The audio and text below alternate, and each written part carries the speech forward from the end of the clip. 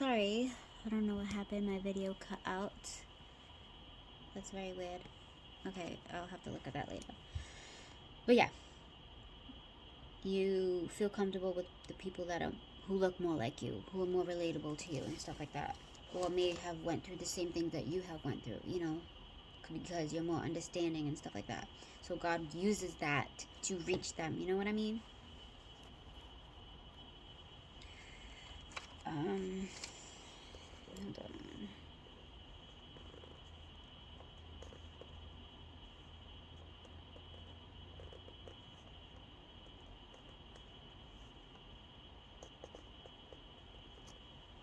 Why did I write that down?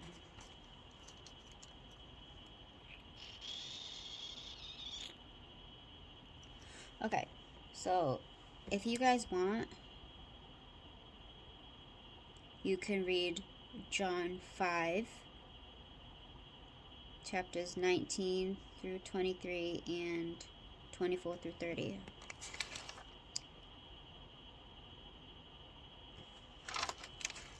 Wait, what's this one?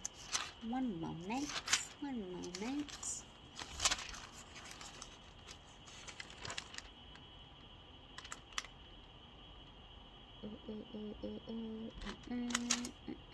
this?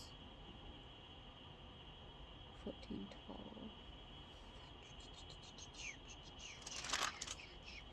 Yeah, and if you want, you can read John 14:12, which is, I already read that. But yeah, that's our main mission on earth, is to reach lost souls, basically. You have heard before. And God symbolized that by using Iceland when he breathed on the stone people, the people who went stone, you know what I'm saying?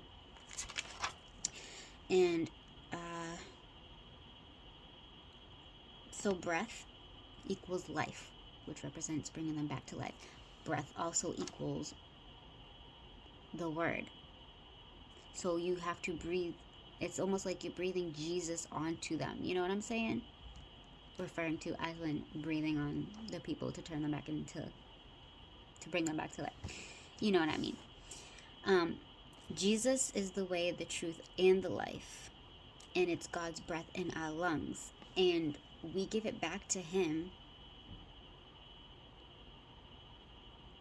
by giving him what's most precious to him, which is our praise, which is our breath, which is our life source. Breath is our life source. This is how he was like breaking it down to me, ministering to me, so I can tell you, you know what I'm saying? And I'm trying to be quick because I feel like my phone might cut off. Not soon, but it's limiting me. I can, yeah. It's probably my storage or whatever like that. But anyways, breath is our life source, and we use this breath, which is the breath that he breathed into us, and we give it back with our praise and stuff like that.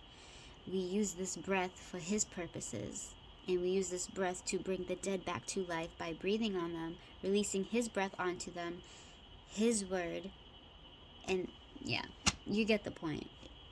You get it. I know you do. You guys got the Holy Spirit. But I also, hold on, Jesus came to bring life. Okay, I wrote down, Jesus came to bring life, and he came to bring it more abundantly. He came to set the captives free, which is what we should be doing as well, which is what, you know, because when we give the word, when we give the life and the truth, that sets the captives free. You know, it gives them life. Instructions. The Holy Spirit dwells in us. That same breath that was breathed into Adam, that same breath that spoke and told Lazarus to come out from the grave, it lives in us. That's the Holy Spirit. He is the way, the truth, and the life. So we must do the same. We must mirror Jesus. We must do what Jesus did. I wrote instructions. Like, this was a while ago, so bear with me. This is almost not new, but you know what I mean. I have to refresh myself with this. We bring the dead to life by the Holy Spirit. The Holy Spirit, he's described in different ways. Different words describe him as breath, wind, movement. So we must move with the Holy Spirit and do what he tells us to do. We must flow with him, which is like a wind. It's like a push, you know. When God leads you to do something, you know, it's like a push. It's by the Spirit. You know that, not by might, not by power, but by the Spirit. This is a Holy Spirit move, okay? And I hope this is making sense, because God is literally like wrapping this all around. You know, like I can just feel that. Like, I know you guys are getting it, because the light bulb just went off. But you understand this is making sense to you? It's by his breath. This whole movement, it's a movement of the Holy Spirit. That's what this time era is. It's a movement of the Holy Spirit. It's his remnant, those who humble, those who are after God's heart and the things of him, and want to live their life for him, and those who have been chosen and humble themselves before God and say yes to him and saying, here I am, Lord. Those are the people that are being used by the Holy Spirit for his kingdom work. This is his movement, and it's going to happen. It's a movement. It's a group of people. It's, you know what I mean. You guys are smart. But yes, this is the time and era of the Holy Spirit, and we must move with revelation. That's key. We can't do things we used to do before, because it's not going to work. It's a new thing for a reason. And we get instructions by revelation, by the Holy Spirit, with the Holy Spirit. We move when the Holy Spirit tells us to move. It's that wind, that feeling. You guys get it. You guys for those who this is for, you guys understand what I'm trying to say, basically. And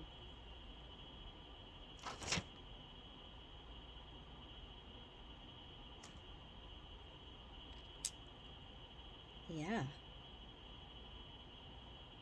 So the battle is the wave. It's God's movement and flow upon the earth. The Lion of Judah roaring across the nations, speaking to his chosen ones, royal priesthoods, remnants, pioneers, etc., giving the call. This is a call. This is a sound off. This is an alarm saying, now is the time. Arise. You are the chosen generation.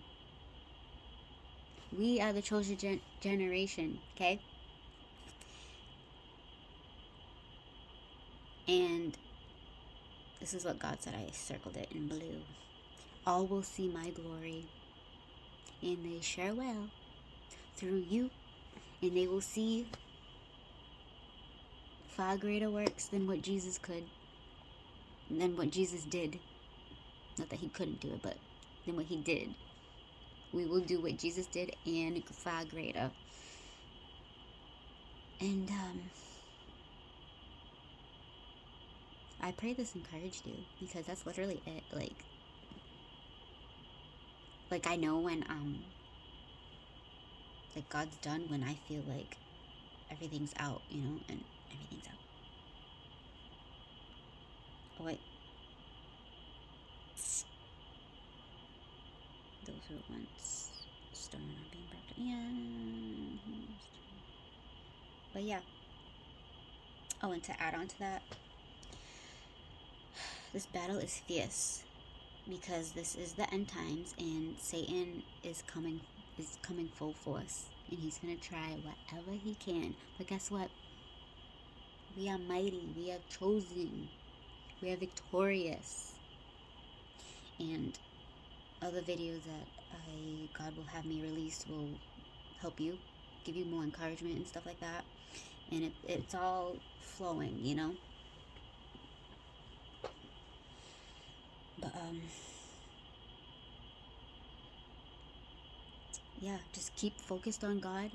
Listen to his instructions. On your knees, get in your word. I don't think he has anything else he wants to say, but I'm just gonna wait because I don't want to rush God. I might have to make this into 2 videos if I can't combine it. So be sure to watch the first one if I do end up making it into 2 videos.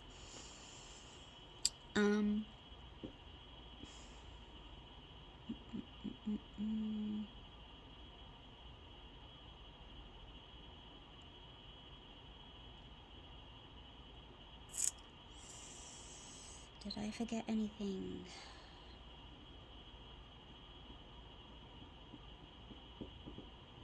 Oh, okay. And for those that are just coming into this, like, you have that feeling like there's more to your life than what's going on right now, that's God tugging on you and saying he has a purpose for you. He has a purpose and a plan, you know? Because I used to live, not like, so I used to feel like that. Like, I would get into a cycle and a routine, and it's like, I don't want it anymore. Like, I would go to work, come home, go to work, come home, and it's like, there's more to my life than this. But yes, this is for those people too, but it's more for the chosen ones and stuff like that. But